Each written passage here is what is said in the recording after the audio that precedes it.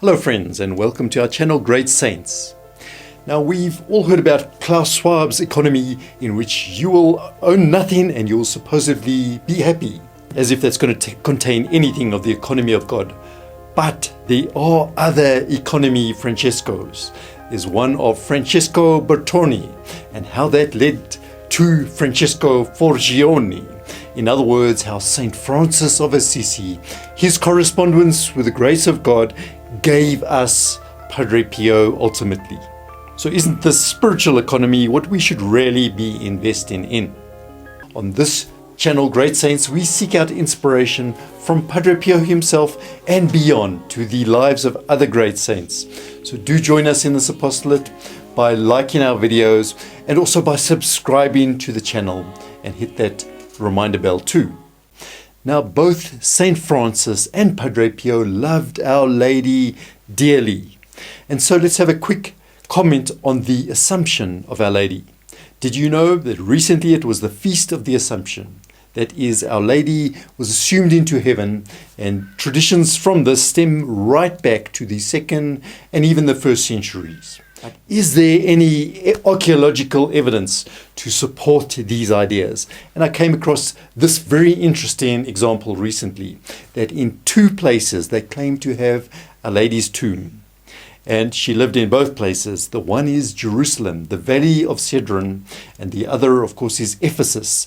And here the Blessed Anne Catherine Emmerich tells us that Our Lady was buried. Her tomb was found there. But interestingly, neither place claims to have any relics of Our Lady.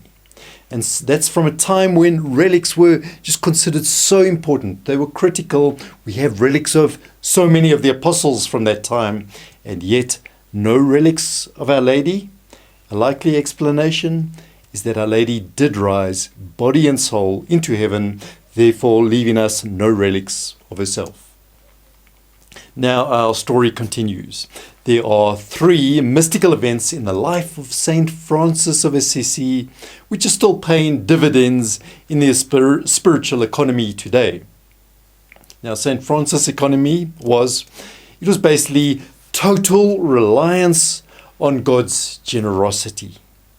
And so this is a call-in for only certain religious people, really. The Franciscans being in that number, of a vow of poverty. Now, Francesco Bertoni, who later became Saint Francis of Assisi, he had in fact at that time been quite influenced by these wandering minstrels. They roamed through Europe and they gave him these romantic notions. He dreamed now of becoming a great knight and of joining some far-off crusade and doing some tremendous deeds for Christendom. And eventually, in fact, he did. He set off one day with a Count of Assisi to join Pope Innocent III, his forces, in their venture against certain German princes.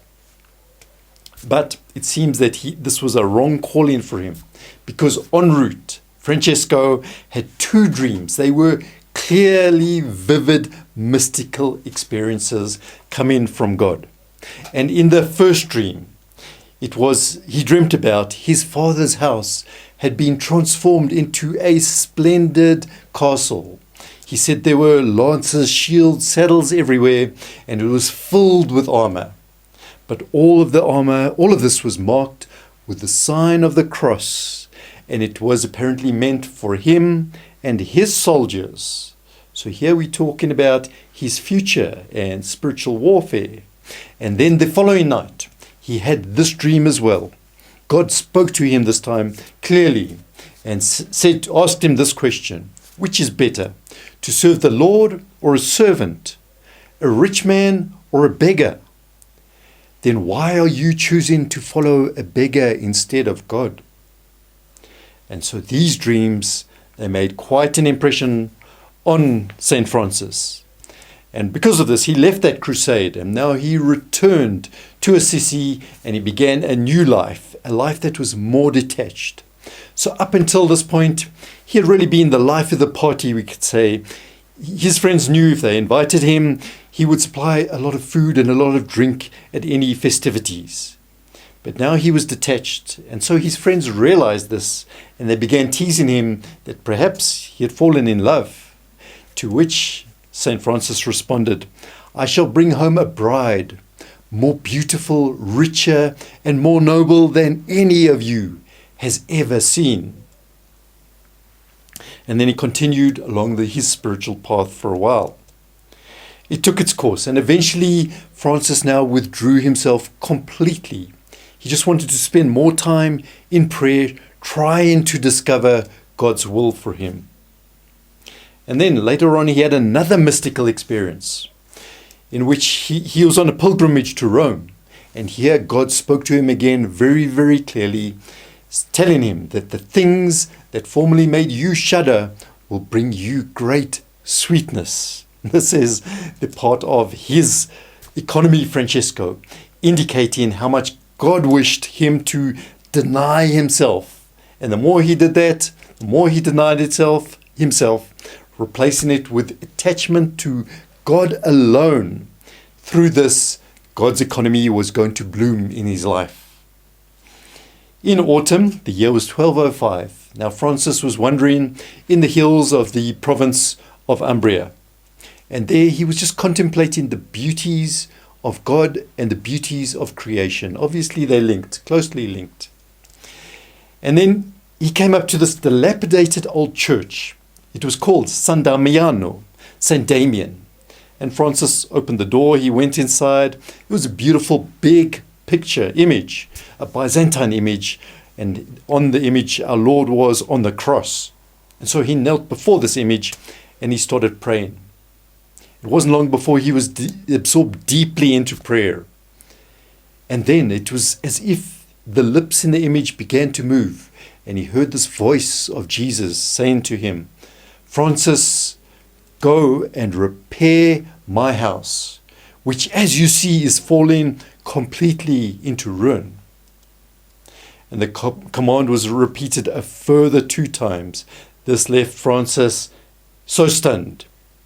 And he remained in the state completely motionless, in ecstasy probably, for quite a time. And then, when St. Francis returned to himself, he immediately set about restoring the church of San Damiano. He saw that our Lord's instruction, restore this church building, not the entire church, but later on it extended to the entire church. He hastened back to Assisi and he went into his father's stores and took some rolls of cloth, some reams of cloth. And then he went on his horse to a nearby market town, Faliano, and he sold everything, and including his horse. And now he took all of this money and he went back to the church of Sant'Amiano, the broken building, and he gave all of this money now to the priest there. But the priest realized this money, where did it come from? And so he refused the money. And St. Francis didn't know what to do. So he just left the money on a windowsill there, and he headed off, and he realized actually he's made a mistake and his father's going to be pretty angry. So he went into hiding in a cave. And sure enough, his father was angry and came demanding the money back, but he couldn't find St. Francis. And eventually, some weeks later, St. Francis now, he took all of his courage and he went out and he met his father, Peter Bardone, but he was determined he wasn't going to give that money back to his father. But Peter insisted that he now had to accompany him to the bishop's office, the bishop's residence, get this whole thing sorted out. He wanted the bishop himself to knock some sense into his wayward son's head, if that was possible. So the bishop did persuade St. Francis that you cannot actually take something that is not yours and sell it and try to do some good with that. It doesn't work like that. You need, in fact, to trust in God to supply these things. Now, Francis realized he's done something wrong. And so he willingly agreed. He's going to return the money to his father. No problem.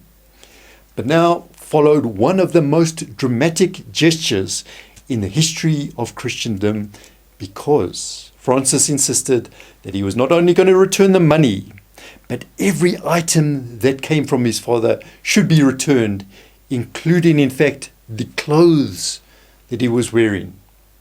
And so with this, Francis proceeded to remove all of his clothes, his fine clothes, and he handed this all over to his father, except for the hair shirt which he was wearing.